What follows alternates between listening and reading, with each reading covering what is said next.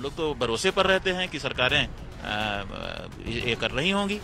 तो लेकिन आज कोई कहता है कि एनटीपीसी के कारण है, टनल उनकी जो नीचे से सुरंग बना करके जा रही है उसके कारण है, कोई कहता है कि बड़े बड़े मकान बन गए हैं उसके भार से हो रहा है, कोई कहता है कि ऑल वेदर रोड बन रही है उसके ब्लास्टिंग के धमक से हो रहा है। जाने कितने और तर्क दिए जा रहे हैं, जितने में हुए उतनी बातें हो रही हैं। तो ये दुर्भाग्यपूर्ण है हमारी दृष्टि से।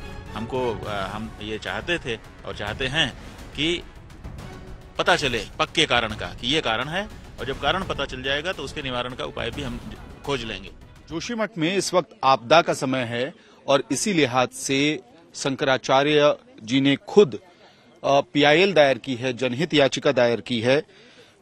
आपसे हम समझना चाहेंगे शंकराचार्य जी, जो आपने पीआईएल दायर की है इस वक्त सुप्रीम कोर्ट में, उसमें क्या कुछ मांगे आपकी तरफ से रखी गई हैं?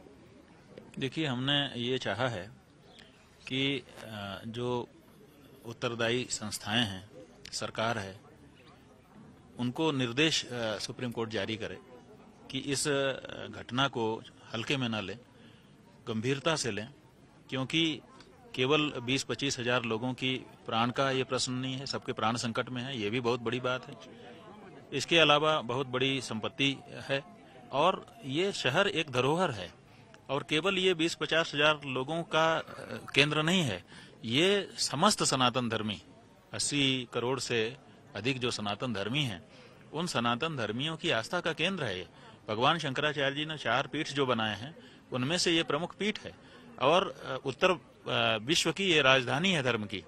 तो इसको उसी रूप में लिया जाना चाहिए और इसी अनुसार के निर्देश जारी किए जाने चाहिए, क्योंकि यहाँ पर 1 वर्ष से अधिक का समय हो गया जब से ये क्रैक्स आने शुरू हुए, लेकिन प्रशासन ने कोई इसका ध्यान नहीं रखा। जब घरों में दरारें बढ़ने लग गईं, मकान गिरने लग गए, लोग अपने घरों को छोड़ करके अपने रिश्तेदार नातोदारों में जाने लग गए और तब भी नहीं सुना गया ठीक से।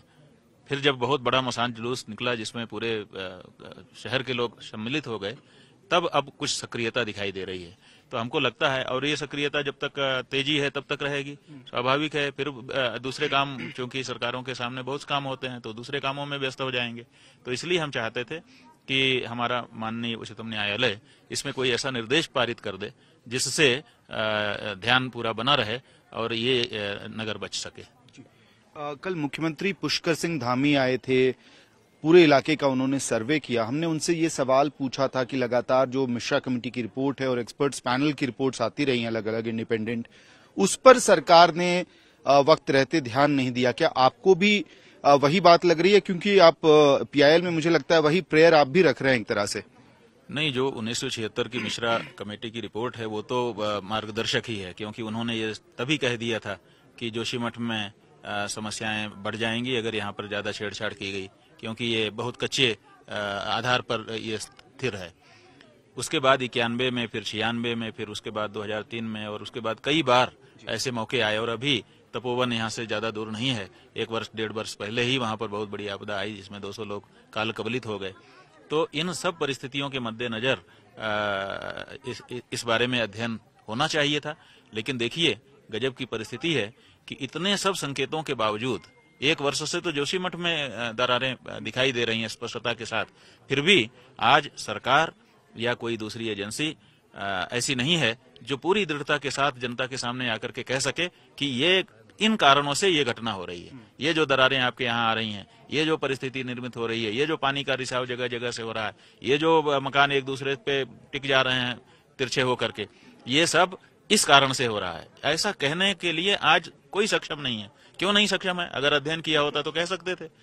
तो ये कितनी बड़ी बात है कि इतने संकेतों के बाद भी हमने स्टडी करके नहीं रखी है। हम लोग तो भरोसे पर रहते हैं कि सरकारें ये कर रही होंगी।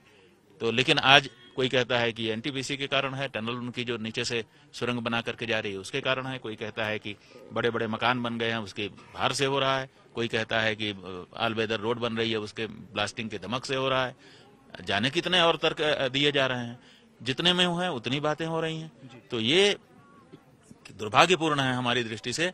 हम ये चाहते थे और चाहते हैं कि पता चले पक्के कारण का कि ये कारण है, और जब कारण पता चल जाएगा तो उसके निवारण का उपाय भी हम खोज लेंगे।